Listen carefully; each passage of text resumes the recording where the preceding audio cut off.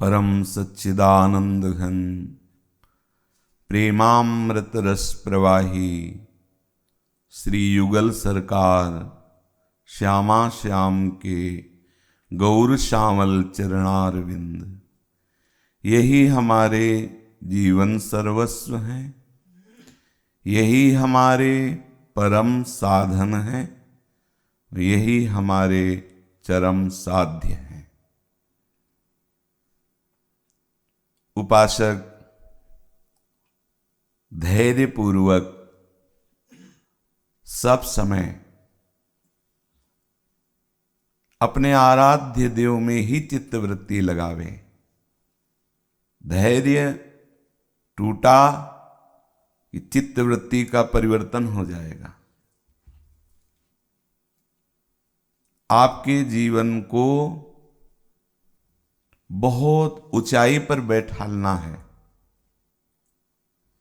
अध्यात्म की सर्वोच्च ऊंचाई हरि दासत्व, प्रभु का पार्षद आपको बनना है। आप प्रभु के अंश हैं।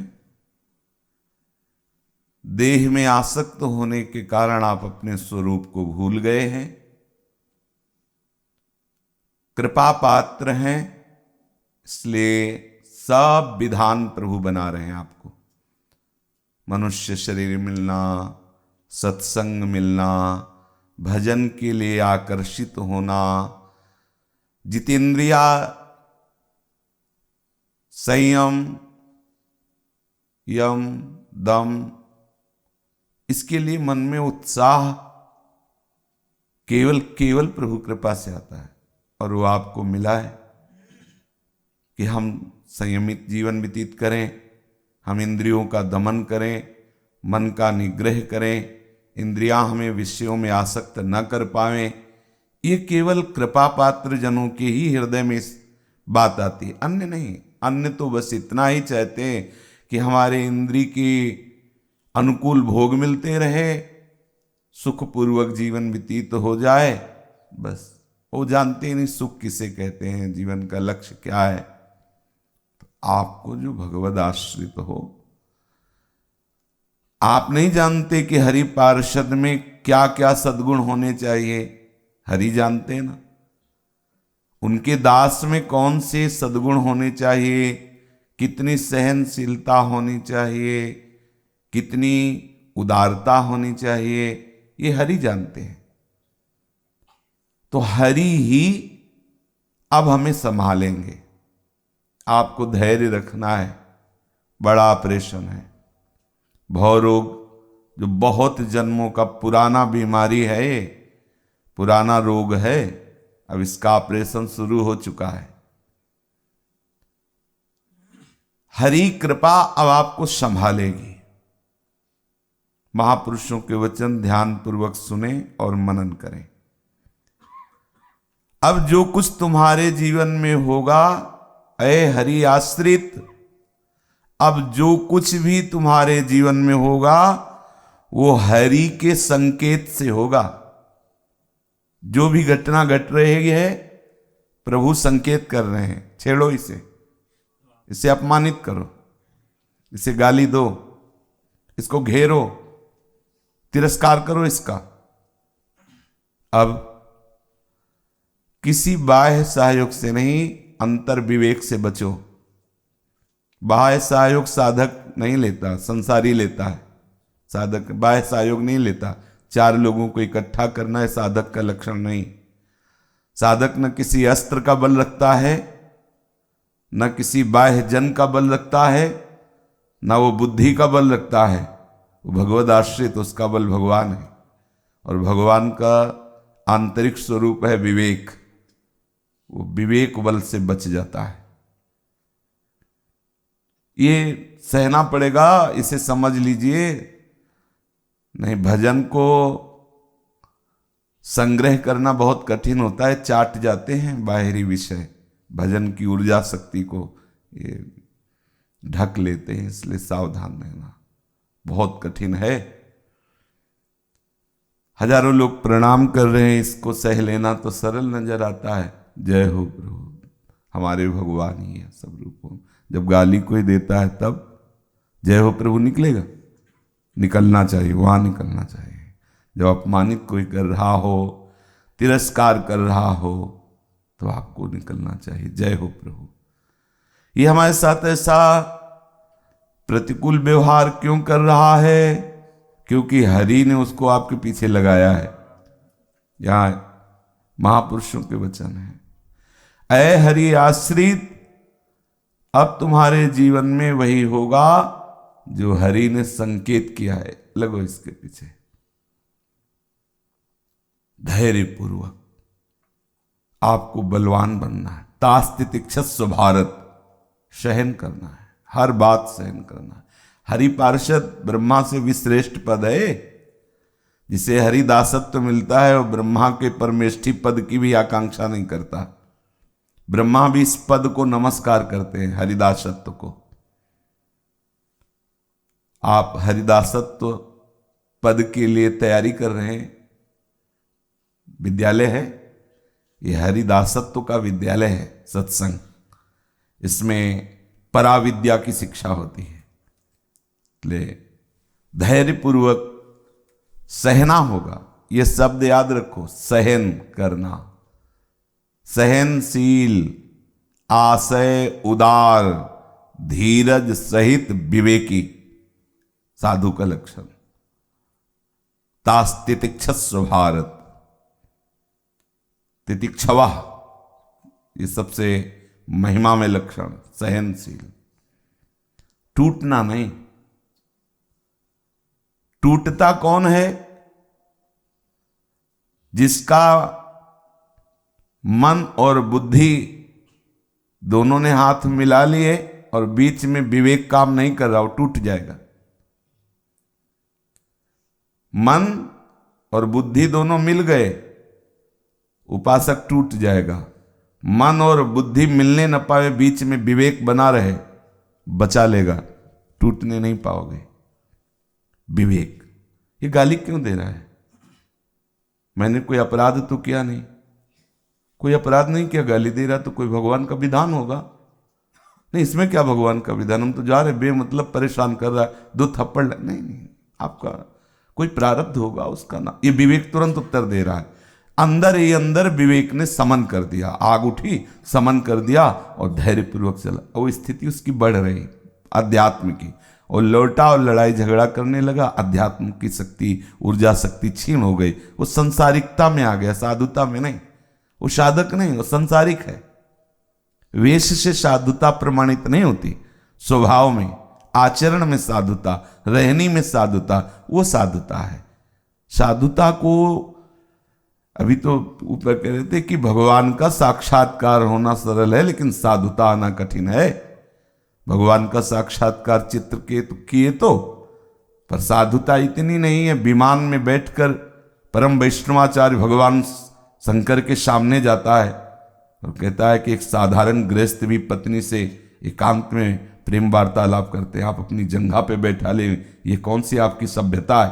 कहाँ बोलो, क्या बोल रहे, कहां से बोल रहे?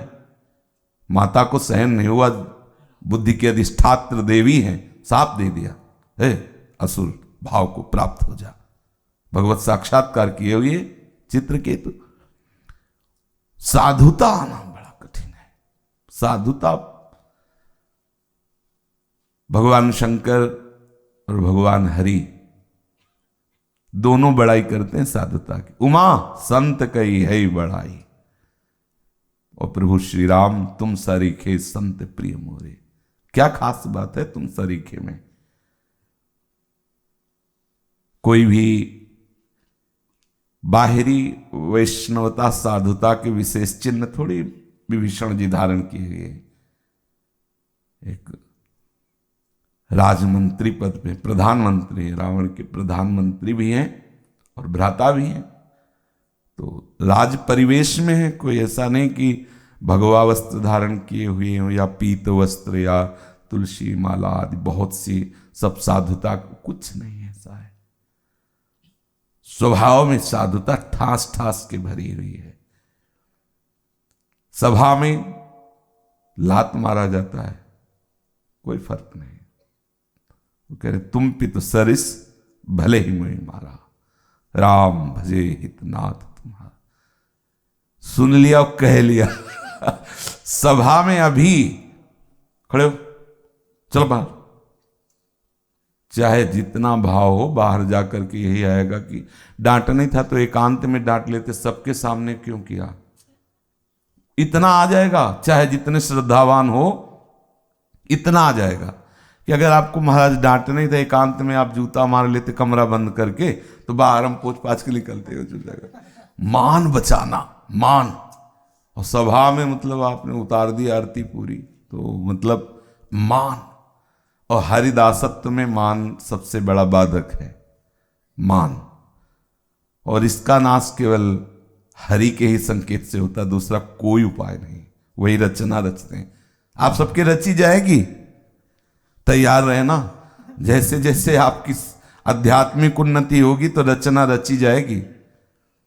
जितना आपका भजन बढ़ेगा उतनी प्रतिकूलता बगल में, क्योंकि प्रतिकूलता ही भजन को पचाती है, दूसरी कोई दवा नहीं। जैसे जैसे आपकी भक्ति रंग लाएगी तो उस रंग को पक्का करने के लिए आंच लगाई जाएगी, ताप प्रतिकूलता का। और जिनको लग रहा हो कि हमारा तो बढ़िया चल रहा है, खा पी रहे मस्त, कोई प्रतिकूलता नहीं, चल रहा है, अभी रंगा नहीं है, अभी रंग नहीं आया। जब रंग आए तब बताना कि प्रतिकूलता किसे कहते हैं, आपको नजर आएगी। तो हरि के संकेत से अब आपके जीवन में विधान रचना की जाएगी। देखना, प्रारब्ध नहीं है, प्रारब्ध नहीं है, उसकी मूढ़ता नहीं है, ये उस व्यक्ति का व्यक्तित्व नहीं है, ये हरि का रचना किया हुआ विधान है जो हमारे साथ होगा। अब ये दिमाग में, विवेक में बैठा लिए तभी आप बचोगे। नहीं, आपके भजन करना, भजन बचाना, भजन पचाना ये बहुत कठिन है। भजन तो करते हैं कुछ ना कुछ, लेकिन भजन को हटाने में देर नहीं लगती माया को। उसके जो आध्यात्मिक पावर है, शक्ति है, उसको छीन करवा देती। आप देखो, जब कोई अपमानित करे और उसको उससे ज्यादा हम अपमानित करें, फिर आप देखना एकांत में बैठकर क्या होता है, सब भजन गायब। देखना, देखा है, इसीलिए कह रहे हैं। बस वही द्वेष, जलन, अशांति। और उसने आपको अपमानित किया हो, आप मौन होकर चुपचाप कुटिया चले जाएंगे तो बहुत आपको रोना आएगा और आपका भजन स्फुरित होगा। आप यही कहोगे, दीन दयालु प्रभु, करुणा सिंधु प्रभु, बस आप ही एक आश्रय हो, मेरे में तो कोई बल है नहीं नाथ। सीधे प्रभु में तन्मयता।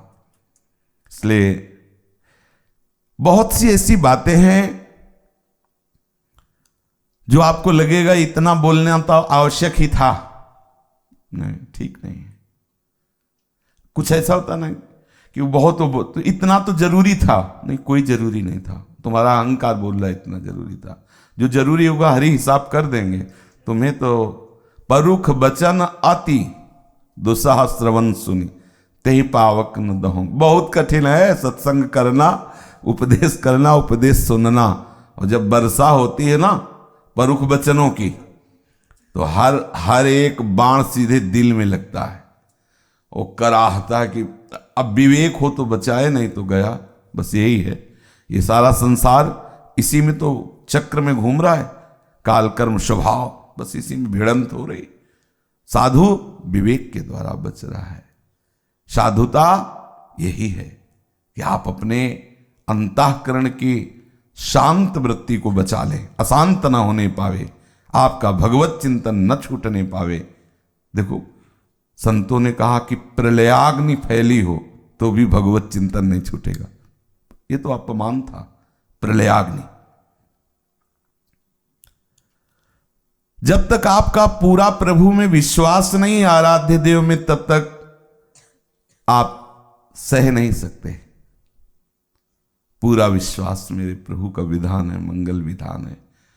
हमें जरूर बुरा लग रहा है लेकिन सहना होगा। मेरे प्रभु ने आज्ञा करी है, तास्ति तिक्षस्व भारत, सहो, सहना पड़ेगा। सहने से ही महात्मा बनोगे, सहने से ही भजनानंदी बनोगे, सहने से ही आप हरिपद को प्राप्त होगे, हरिदासत्व को प्राप्त होगे। ये हम आप दोनों तैयारी करें, आप ही के लिए नहीं, सबके लिए।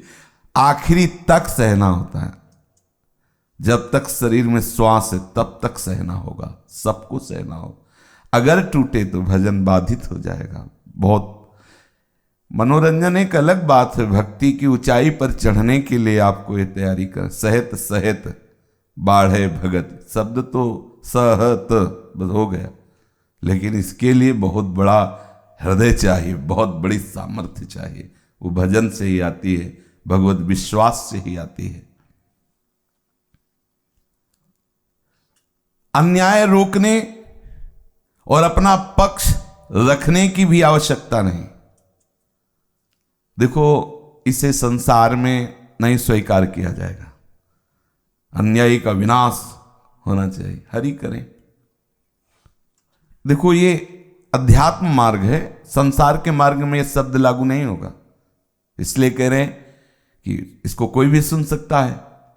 अन्याय को कैसे सहा जाए? अन्याय के लिए तो महाभारत हुआ है, अन्याय के लिए ही तो ये राम रावण का युद्ध हुआ है।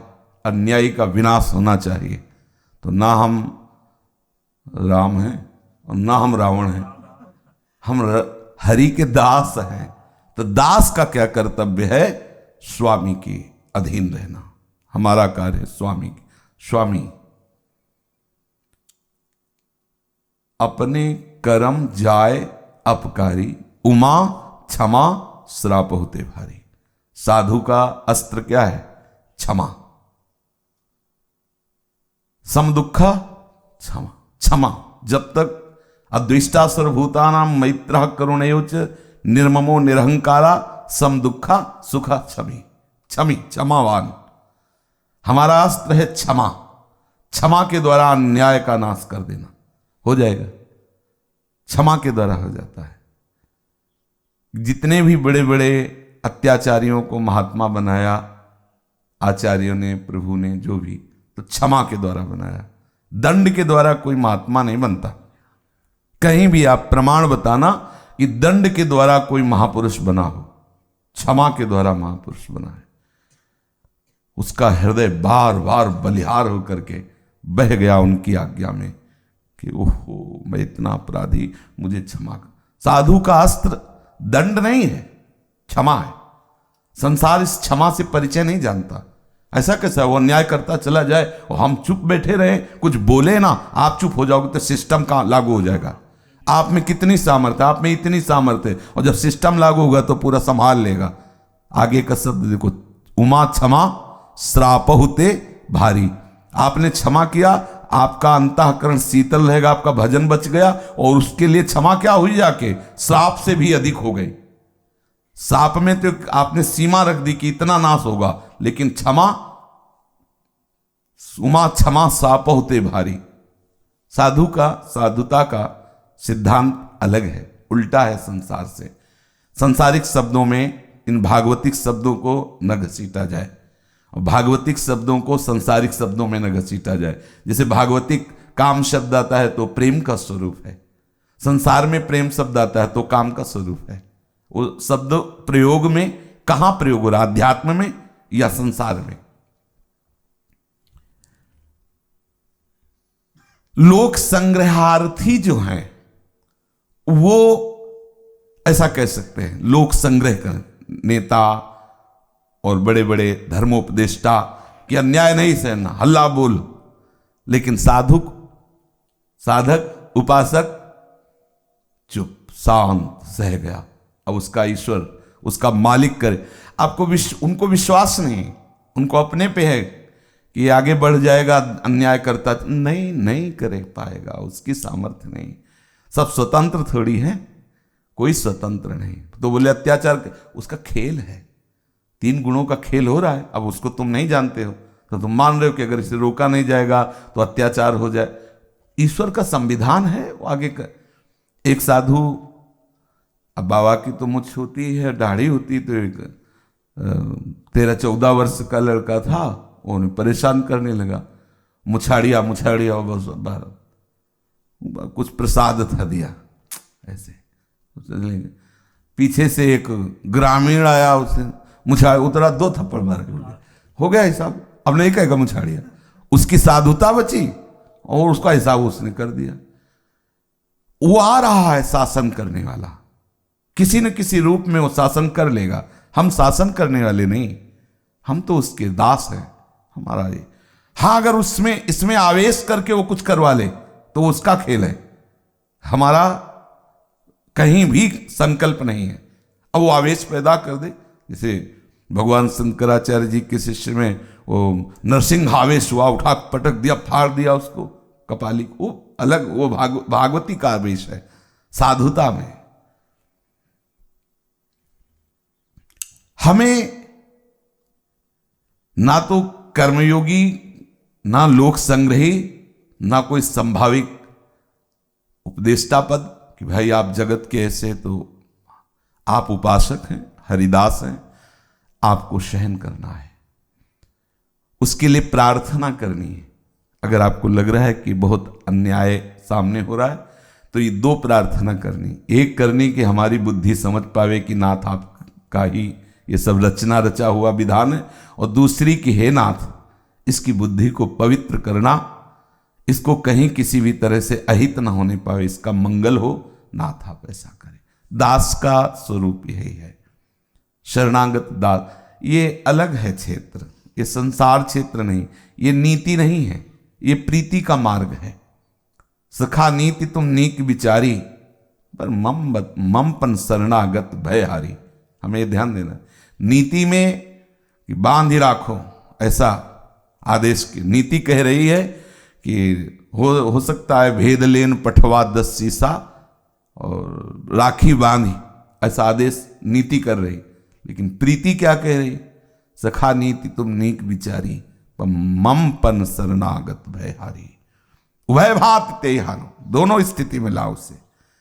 तो हम प्रीति मार्ग के पथिक है, नीति के नहीं। हमारी प्रीति की रीति अलग है और नीति अलग है, प्रीति का मार्ग अलग। तो हम अपने मार्ग में रहें। बोले साधु को भी अस्त्र उठा लेना चाहिए। हमारा अस्त्र क्षमा है, क्षमा रूपी अस्त्र से पूरे विश्व पर विजय प्राप्त की जा सकती है, बिना खून किए, बिना कत्ल किए, बिना हिंसा किए। क्षमा में जो सामर्थ्य है वो क्रोध में नहीं है, क्षमा में जो सामर्थ्य है वो दंड में नहीं है। पर क्षमा की सामर्थ्य आध्यात्मिक ही जान सकता है, लौकिक थोड़ी जान सकता है। और क्षमा वही कर सकता है जो अध्यात्मवान है, दूसरे की सामर्थ्य नहीं। किसी ने आपको अपमानित किया, तिरस्कार किया, आप मौन होकर के आनंद मुद्रा में, ये आपकी सामर्थ्य है अध्यात्म की, कोई साधारण बात है? यही तो सामर्थ्य है, यही तो बड़ाई है।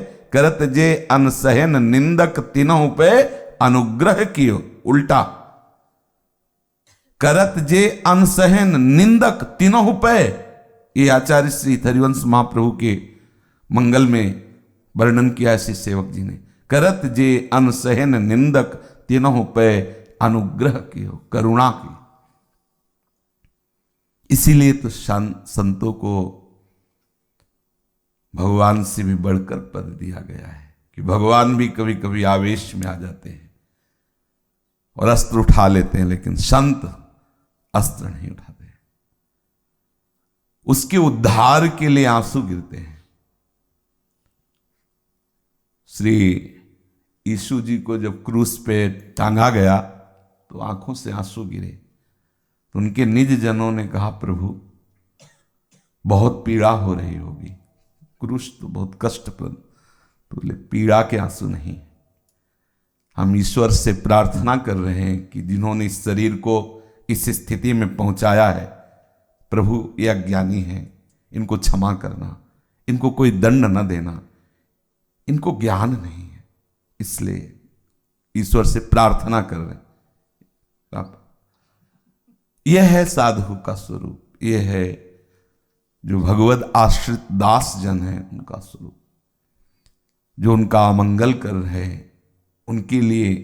इसीलिए तो ऐसे झुकना, किस बात से झुकना होता है आप समझो। किसी भी संत महापुरुष के चरित्र को पढ़कर हृदय बलिहार क्यों होता है? उनकी इसी साधुता को तो देख के होता है ना। ओहो, ऐसा मंगल किया, उसके लिए ऐसा हित विधान किया।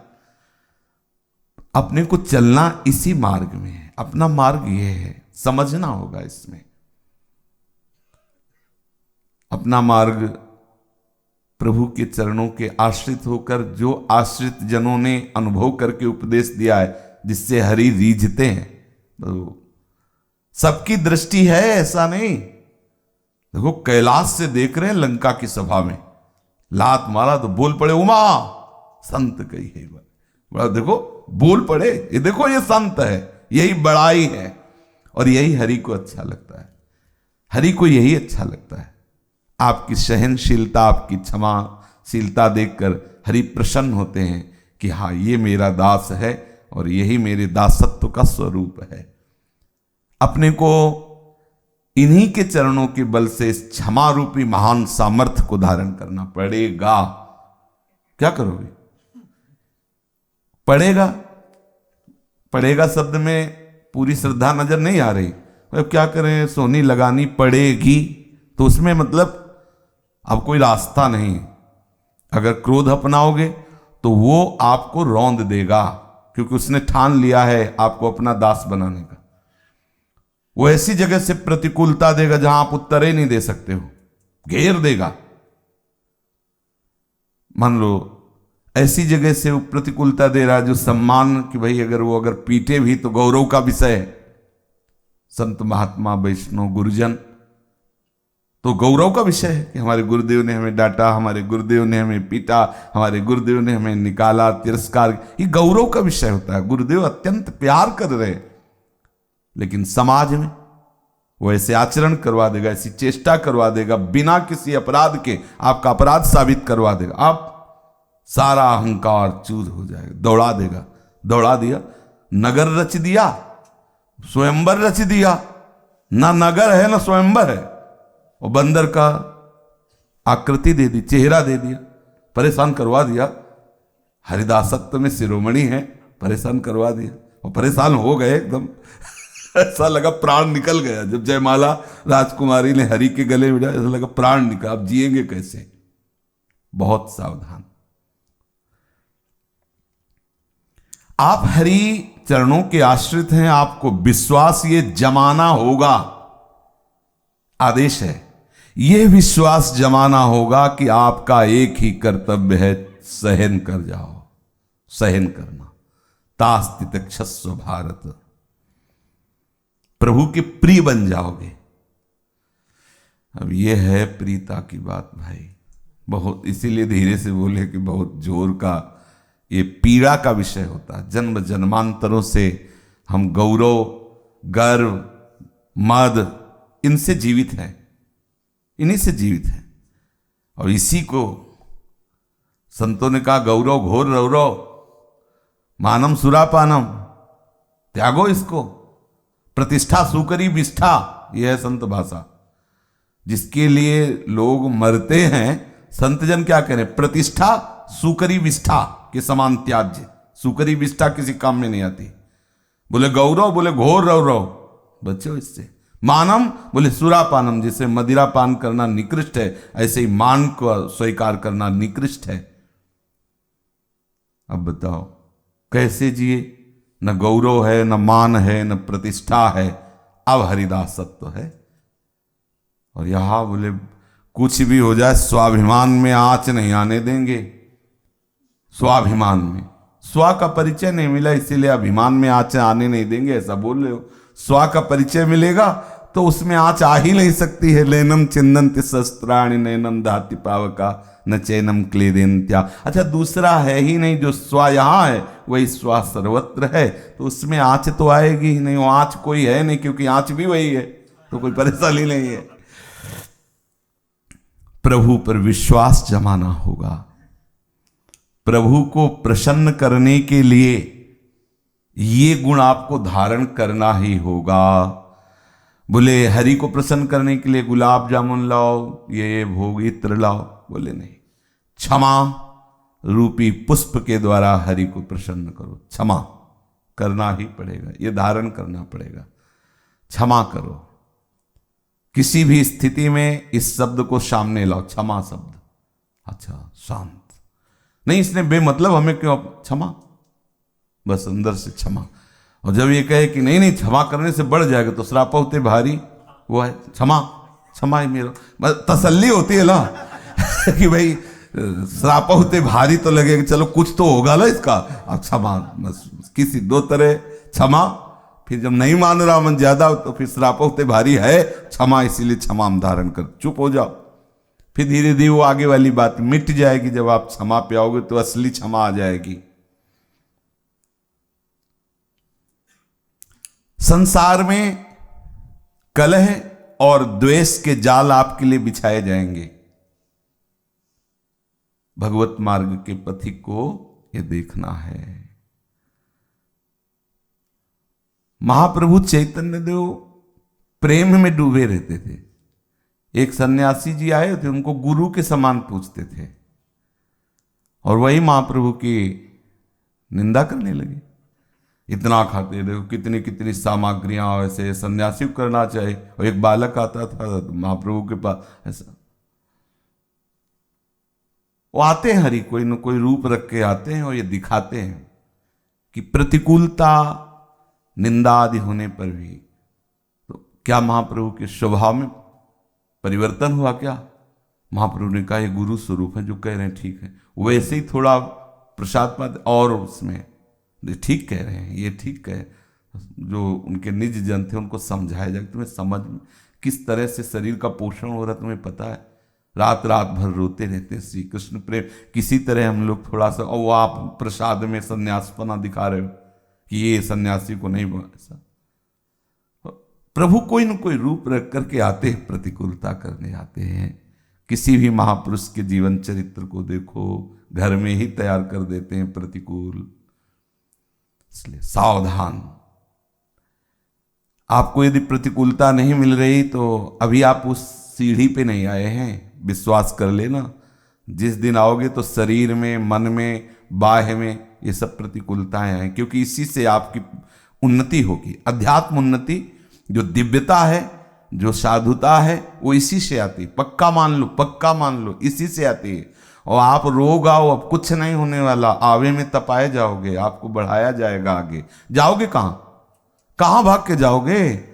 वो शास्त्र शीर्षा पुरुषा शास्त्राक्षा शास्त्र पद, तो कहीं से भी हो। और खास करके बाहर की प्रतिकूलता सहना सरल हो जाता है। भाई हम रास्ते में जा रहे, किसी ने प्रतिकूलता दे दी तो होता है भगवत इच्छा, लेकिन अपना जो निजी जन है, वो गुरु भाई है, शिष्य है, परिवार का है, ऐसे कोई प्रतिकूलता दे तब लगता है कि हम तुम्हारी नहीं सहेंगे। बाहर की सबसे तुम्हारी नहीं सह सकते, तो वहीं सहना होगा, तुम्हें वहीं सहना होगा। और सबके सह सकते, इसकी दो कौड़ी का आदमी, इसकी सहेंगे हम। नीचा अपमानम सुधा, शास्त्र कह रहा है नीचा अपमानम सुधा, अब सहो। ये है कठिन बातें। तो सत्संग में क्या, जिससे ढोलक हारमोनियम बजी और गान बजान और नाच कूद, बहुत बढ़िया सत्संग। ये सत्संग को पचाओ तो आप सत्य में स्थित हो जाओगे। ये है बहुत कठिन बात, बहुत कठिन है। मान रूपी जहर को उतारने के लिए प्रतिकूलता, अपमान रूपी अमृत प्रभु देते हैं।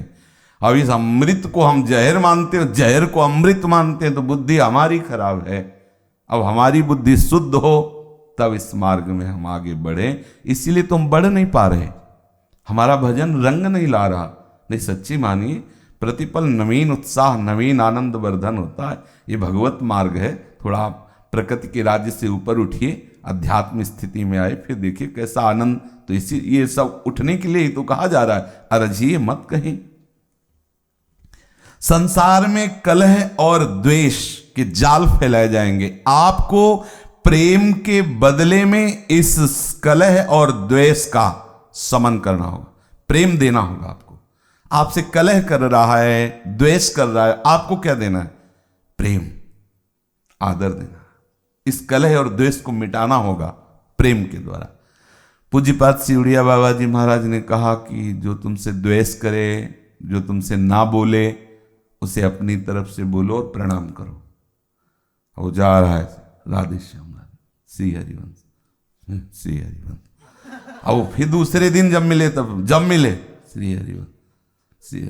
आपको यही करना होगा जब तक वो द्वेष आपसे रखता है। धीरे धीरे उसका द्वेष समन नहीं होगा तो आगे आप कहो श्री हरिवंश, आगे उसका हिसाब हो जाएगा पक्का। हमने देखा है वो आप बचिए, वो आगे वो हरि है, वो अपने आप संभाल ले, वो सबको शासन कर। इसीलिए उसको ईश्वर कहते हैं। हमारे प्रभु का एक नाम ईश्वर है, सब पर शासन करने का। आपको बचाव करना है। अपनी तरफ से मानसिक प्रणाम करते हुए श्री हरिवंश राधे श्याम। अपनी तरफ से द्वेष की कोई चेष्टा आपसे नहीं, कलह की कोई चेष्टा नहीं होनी चाहिए।